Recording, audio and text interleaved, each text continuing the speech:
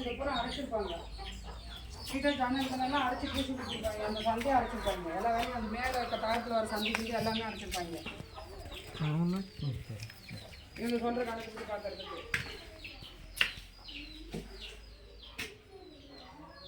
அது போதெல்லாம் அரைச்சி நீட்டாக நீ கொடுத்துருப்பாங்க. வேலை முடிஞ்சுங்க.